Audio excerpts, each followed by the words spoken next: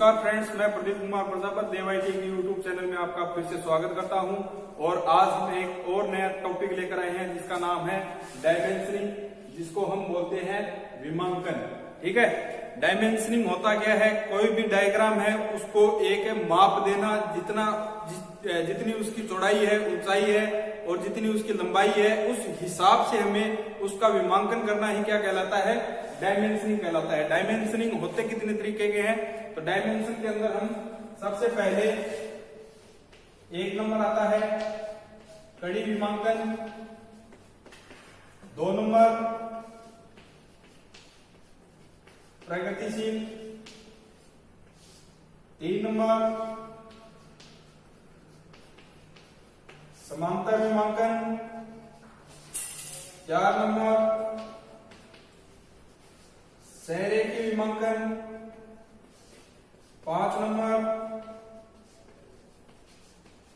एक दिशीय विमांकन और नंबर 6 संयुक्त विमांकन।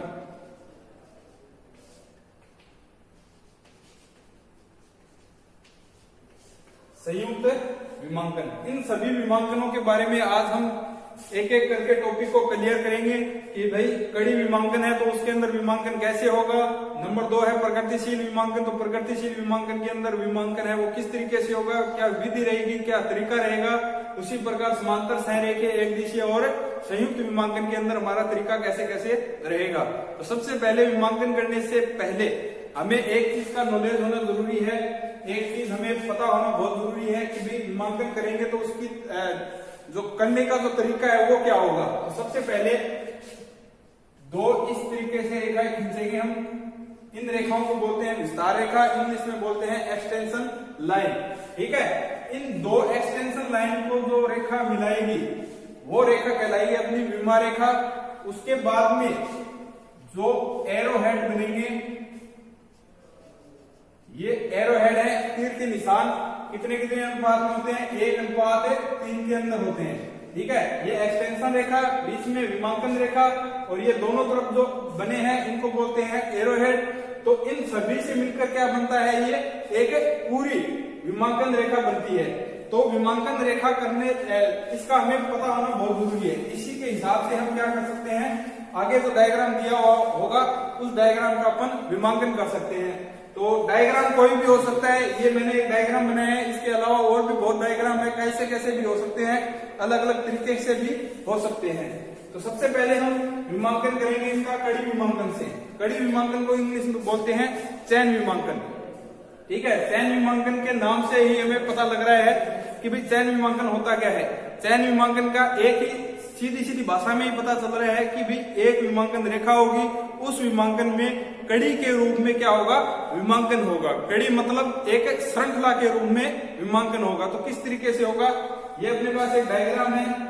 ठीक है, इस डायग्राम की ये चौड़ाई 15, 8, 16, 22 और 7 है। अलग अलग विमांकन हमें परीक्षा के अंदर दिया हुआ मिलेगा। ठीक है, उसके बाद में हमें इसका करना होता है विमांकन। परीक्षा के अंदर कोई भी विमांकन हमें दिया हुआ आ सकता है, जैसे कि बोलते कि दिए गए डायग्राम का कड़ी विमांकन से विमांकन कीजिए, या फिर बोलते दिए हुए डायग्राम का प्रगतिशील विमांकन से विमांकन कीजिए। तो हमें क्या करना होता है? उसी हिसाब से विमांकन करना होता है। तो सबसे पहले हम करेंगे कड़ी विमांकन, चैन विमांकन। ठीक है, मैंने तरीका बताया था, 2 एक्सटेंशन रेखाएं खींचिए, उन एक्सटेंशन रेखाओं को एक विमांकन रेखा से मिलाइए। ठीक है, दोनों तरफ से एरो हेड बनाइए, 1:3 में एरो हेड बना लिए। ठीक है, ये एक पूरी क्या हो गई? अपनी विमा रेखा हो गई। उसके बाद में अलग अलग विमांकनों को अलग अलग लिखना होता है। कैसे लिखना होता है कि ये जो चौड़ाई है, इस चौड़ाई की एकदम सीध में ये लाइन यहां से शुरू होकर यहां पर खत्म हो रही है। तो जहां पर खत्म हो रही है उसके सामने जस्ट ऊपर क्या बनाना है? हमें एक्सटेंशन रेखा एक और खींचनी है, इस विमा रेखा के बीच में खींचनी है। ठीक है, फिर एरो हेड एक और बना देंगे। एरो हेड का मुंह है वो आगे की तरफ होगा। ठीक है, एरो हेड एक और बनाने के बाद में इसके ऊपर लिख देंगे हम 15 mm। ठीक है, सिंपल सी बात है कि भाई ये विमांकन है, इसको आपने विमांकन करना है तो इसके ऊपर बनाएंगे एरो हेड एक विमा रेखा और इस विमा रेखा के ऊपर लिख देंगे हम 15 mm। सिंपल है। उसी तरीके से ये जो 8 है यहाँ से शुरू हो रही है ये रेखा और यहाँ पर जाकर खत्म हो रही है, तो इसके जस्ट ऊपर और 8 mm आगे है 16 mm, इसके ऊपर और यहाँ पर लिख देंगे 16 mm। ठीक है, 16 लिख दिया, इसके आगे mm नहीं लिखना है। इस तरीके से अपन ने 16 लिख दिया और यहाँ पर mm लिख दिया, तो ये तरीका है गलत। अपन इस तरीके से नहीं लिख सकते, हमें सिर्फ जो माप है उसी माप को इसके आगे लिखना होता है। पूरा डायग्राम करने के बाद में आप एक हेडिंग लगा सकते हैं, all dimension are in mm। ठीक है, डायमेंशन, ठीक है, all dimension are in mm, मतलब पूरी विमाएं है वो mm के अंदर है। ठीक है, ये अपन लाइन लिख सकते हैं। तो आगे बात करते हैं। आगे बढ़ने से वही 16 के बाद में कितना है 22 mm, 2 एरो हेड बनाएंगे और ऊपर लिख देंगे इसके 22। आगे कितना है 7 mm, तो इस तरीके से आगे भी लिख देंगे अपन 7 mm। डायग्राम के इस साइड में भी हमें विमांकन करना होता है। ये टोटल विमांकन हमें कितना दिया हुआ है 45 mm। ठीक है, 10 ये है, 15 ये है, तो बचेगा यहाँ पर 20 mm। ठीक है, और इस 20 mm को अपन कैसे क्लियर करेंगे वो देखिए। अपने को वही एक क्षैतिज रेखा के रूप में विमांकन रेखा खींचनी है, और एक ध्यान रखना कि ये जो गैप है वो क्या रहना चाहिए, एक समान रहना चाहिए। बोर्ड के ऊपर तो थोड़ी लाइन टेढ़ी मेढ़ी हो सकती है, लेकिन अगर आप सेट स्क्वायर से या स्केल से रेखाएं खींचोगे तो सबसे पहले आपको एक पॉइंट लगा लेना है कि भी इस रेखा से यहाँ पर 5 mm का गैप रखना है, तो यहाँ से यहाँ पर 5 mm का पॉइंट लगा लीजिए, यहाँ से यहाँ पर 5 mm का पॉइंट लगा लीजिए और उसको पॉइंट टू पॉइंट मिला दीजिए। ठीक है, तो ये हो जाएगा अपना गैप है वो एक समान हो जाएगा। फिर खींचेंगे एक एक्सटेंशन रेखा, ये चौड़ाई कितनी है इसकी, ये तो थी क्षैतिज और ये है ऊर्ध्वाधर। क्षैतिज विमांकन हमने कर दिया, ऊर्ध्वाधर विमांकन हमें करना है, तो ये कितनी है 10 mm। इस तरीके से इसके सीध में एक स्केल रखेंगे और ये रेखा क्या विमांकन एक और खींच देंगे। उसके बाद में यहाँ पर कितना लिखना है 10 mm। आगे कितना है 15 mm। वही सेम प्रोसेस, यहाँ से यहाँ स्केल रखेंगे और एकदम सीध में रेखा खींचेंगे और उसका विमांकन अपन लिख देंगे 15। उसके बाद में टोटल बचेगी कितनी 20, ये लिख दिया 20 है। तो ये कौन सा तरीका था अपना कड़ी विमांकन का। कड़ी विमांकन के नाम के अनुरूप ही हमें पता चल रहा है कि विमांकन होगा वो एक श्रृंखला के अंदर होगा, एक ही विमांकन रेखा के अंदर होगा, तो वो विमांकन क्या कहलाएगा अपना कड़ी विमांकन कहलाएगा। ठीक है, आगे टॉपिक बनाते हैं दूसरा। अब आगे 2 नंबर है प्रगतिशील। तो प्रगतिशील विमांकन क्यों करते हैं, प्रगतिशील विमांकन इसलिए करते हैं कि कहीं पर भी डायग्राम बनाने के लिए विमांकन, उसका विमांकन करने के लिए जगह कम हो, तो वहां पर किस विमांकन का उपयोग करेंगे अपन प्रगतिशील विमांकन का उपयोग करेंगे। तो प्रगतिशील वही बात कड़ी विमांकन के नाम के अनुरूप ही उसका विमांकन होता है। इसमें भी क्या होगा प्रगतिशील के नाम के अनुरूप ही विमांकन होगा। तो नाम के अनुरूप कैसे प्रगतिशील का मतलब बढ़ते क्रम में। बढ़ते क्रम कैसे कि अपन चयन पद्धति में विमांकन कर रहे थे, 2 एक्सटेंशन रेखाएं खींची थी, उसको मिलाया था विमांकन रेखा से। ठीक है, विमांकन रेखा से दोनों तरफ बनाए एरो हेड। ठीक है, इसमें क्या करना होगा, हमें ये जो एरो हेड बनाया है यहां पर बनाना होगा हमें एक बिंदु। ठीक है, इस बिंदु से क्या होगा विमांकन है वो आगे बढ़ते हुए क्रम में जाएगा। किस प्रकार जाएगा, पहले तो हम एक्सटेंशन रेखाएं खींच लेंगे, ध्यान आप पर ये विमांकन होना है। ठीक है, इस तरीके से एक्सटेंशन रेखाएं खींच ली। उसके बाद में बढ़ते हुए क्रम में कैसे जाएगा, इस बिंदु से एरो हेड के जो मुंह होंगे वो किस तरफ होंगे, इस तरफ होंगे, आगे बढ़ते हुए क्रम के अंदर होंगे। ये हो गया। इसके बाद में ये देखिए, इस बिंदु से विमांकन क्या हो रहा है, यहां से बढ़ रहा है, बढ़ते हुए क्रम में ये एरो हेड प्रदर्शित कर रहे हैं कि भी ये विमांकन है वो बढ़ते हुए क्रम में है। अभी कैसे करेंगे विमांकन, अभी ये विमांकन कितना है अपना 15। अब जो मेन मुख्य बात है वो है इसके अंदर क्या कि ये जो 15 है और ये आगे जो विमांकन है 8, तो इस विमांकन में जो आगे आने वाला विमांकन है वो क्या होगा, ऐड होगा। कैसे होगा, 15 और 8 है 23, 23 और 16 39, 39 और 39 और 22 61 और 61 और 7 68। तो इस तरीके से विमांकन क्या होगा, बढ़ते हुए क्रम में होगा।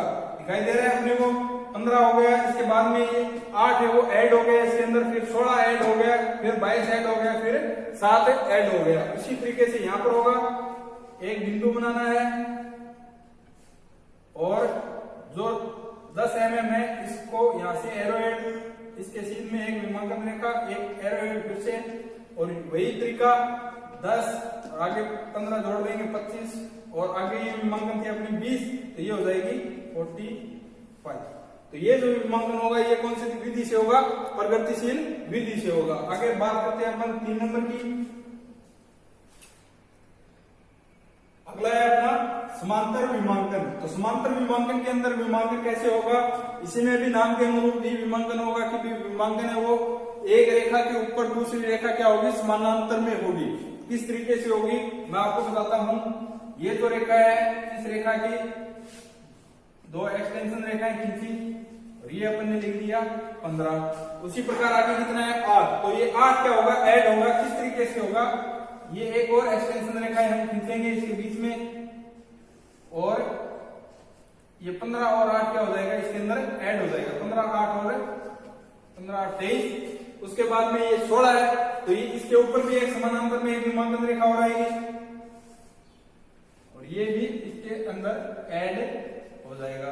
15 8 ये हो जाएगा 39। तो इसी तरीके से क्या होगा, 39 के अंदर 22 ऐड हो जाएंगे, फिर 22 के अंदर 7 ऐड हो जाएंगे। जितना विमांकन होगा उसके अंदर भी ऐड होता जाएगा, और इस तरफ भी यही तरीका होगा सेम। इस तरीके से ये 10 लिख देंगे, इसके बाद में 15, और इसके बाद में कुल विमांकन एक और विमांकन आ जाएगा। क्या होगा इसमें, बढ़ते क्रम में होगा। विमांकन रेखाएं क्या होगी, एक दूसरे में क्या होती जाएगी, आगे से आगे ऐड होती जाएगी। इस तरीके से अपन ने प्रगतिशील विमांकन के अंदर किया था। एक चीज ध्यान में रखनी है कि ये जो गैप है, अगर अपन 5 mm का ये गैप रख रहे हैं, तो इसके आगे वाले विमांकन में भी कितना mm का गैप रखना है, हमें 5 mm का रखना है। इसके आगे वाले विमांकन में भी 5 mm का। कहने का मतलब जितनी दूर में ये विमांकन जाएगा उतनी दूरी में हमें माप है वो बीच में क्या रखना है, समान रखना है। अगर अपन माप सही रखेंगे तभी इस विमांकन का नाम क्या होगा, समानांतर विमांकन होगा, वरना ये कोई और ही विमांकन बन जाएगा। क्यों, कैसे, ये आप यहाँ पर इतना विमांकन रख रहे हो और एक अगला विमांकन आपने ऐसे कर दिया, तो ये तरीका क्या हो जाएगा अपना, गलत हो जाएगा। अपने को माप के विमांकन की दूरी क्या रखनी है, एक समान रखनी है। आगे हम बात करेंगे सहरेखे के अंदर। सहरेखे विमांकन के अंदर क्या होता है, जितना अपने को डायग्राम दिया हुआ है उस डायग्राम को एक ही विमांकन रेखा के अंदर सीधा सीधा लिख देना होता है। कैसे, इसके अंदर टोटल कितना दिया हुआ है, 68। तो ये अपन ने 2 रेखाएं खींची एक्सटेंशन, बीच में विमांकन रेखा, दोनों तरफ एरोहेड और 68। उसी तरीके से दूसरी तरफ कितना है अपना 45। तो 2 एक्सटेंशन रेखा, दोनों के बीच में गैप अपने को समान रखना है। टोटल कुल जितना विमांकन उसको वैसे का वैसा लिख देना है। तो ये हो गया अपना कौन सा विमांकन, सहरेखे विमांकन। इसी तरीके से अगला है अपना एक दिशीय विमांकन। तो एक दिशीय विमांकन के अंदर क्या होगा, एक दिशीय विमांकन में हमें ये जो मुख्य रेखा है, विमांकन रेखा है, इस रेखा को बीच में ब्रेक करना है, और जितना विमांकन अपने को कुल जितना मिला है उसका कुल विमांकन इसके बीच में लिख देना है। वही तरीका यहाँ पर करना है, इसके बीच में भी इसको हटा देना है और बीच में लिख देना है अपने को कुल विमांकन। तो ये तरीका कौन सा हो जाएगा अपना, एक दिशीय विमांकन का हो जाएगा। उसके बाद में है संयुक्त विमांकन। तो संयुक्त विमांकन नाम के अनुरूप इसी के अंदर भी पता चल रहा है कि भी संयुक्त विमांकन क्या होगा। संयुक्त विमांकन वो होगा कि भाई जितना अपन ने विमांकन सीखा है अभी तक, कौन सा कड़ी विमांकन, प्रगतिशील, समानांतर, सहरेखीय, एक दिशीय और संयुक्त विमांकन, संयुक्त तो अभी चलेगा। तो एक दिशा तक जितना विमांकन हमने सीखा है उन सभी विमांकनों का एक कंबाइंड रूप बनाना है हमें। उन सभी विमांकनों का एक कंबाइंड रूप बनाना है। तो कंबाइंड रूप बनाएंगे हम, वो क्या होगा अपना संयुक्त विमांकन, कंबाइंड डायमेंशन कहलाएगा। तो वही बात हमें क्या करना है इसके अंदर कि भाई ये कड़ी विमांकन है। सबसे पहले हम कड़ी विमांकन को यूज में ले लेते हैं। यहां से हमने 15 है, ठीक है, और ये आ गया अपना 8। तो 15 और 8 का कौन सा विमांकन हो गया? कड़ी विमांकन हो गया। और इस विमांकन को अपन कर दें अगर प्रगतिशील के अंदर या फिर समानांतर के अंदर कर दें 15, 8, 23, तो टोटल ये कितना हो जाएगा? 23 विमांकन। तो ये दोनों विमांकन क्या हो जाएंगे? एक दूसरे के समानांतर के अंदर हो जाएंगे। उसी प्रकार अगर हमें प्रगतिशील विमांकन यूज में लेना है तो प्रगतिशील हम यहां पर ले सकते हैं। कैसे? यहां पर बनेगा बिंदु, ये टोटल है अपनी 10, आगे 15 क्या हो जाएगी? प्रगतिशील में ऐड हो जाएगी, ये हो जाएगा 25 और आगे हो जाएगा 45। तो ये विमांकन हो जाएगा अपना प्रगतिशील के अंदर। आगे बात बचती है समानांतर हो गया अपना क्लियर, कड़ी विमांकन हो गया, प्रगतिशील हो गया, सहरेखीय विमांकन हमें करना है तो अपन यहां पर भी कर सकते हैं। ये जो कुल विमांकन है ये लिख दीजिए आप सीधी रेखा में लिखना भी, ये लिख दीजिए यहाँ पर 60 है। तो ये कब कौन सा हो जाएगा? सहरेखीय। एक दिशीय विमांकन करना है तो एक दिशीय विमांकन अपना ये जो बचा हुआ भाग है 22 और 7 हो जाएगा 29। इसको करना है अपने को एक दिशा के अंदर, तो इसके बीच में लिख दीजिए आप 29। तो ये विमांकन कौन सा हो जाएगा अपना? एक दिशीय विमांकन। तो ये जो टॉपिक था अपना ये था डायमेंशन करने के कितने तरीके होते हैं, मेथड्स ऑफ डायमेंशनिंग। तो डायमेंशनिंग के कुल इतने तरीके थे, इन सभी तरीकों को हमने एक ही डायग्राम के अंदर बारी बारी अध्ययन किया है। इनके बारे में हमने जानकारियां ली है कि भाई कड़ी विमांकन कैसे होगा, प्रगतिशील, समानांतर, सहरेखीय, एक दिशीय और संयुक्त विमांकन किस तरीके से होगा, बारी बारी सबके बारे में हमने जाना है। तो ये टॉपिक यहीं पर करते हैं खत्म। तो मिलते हैं इसके नेक्स्ट वीडियो के अंदर, तब तक के लिए शुक्रिया।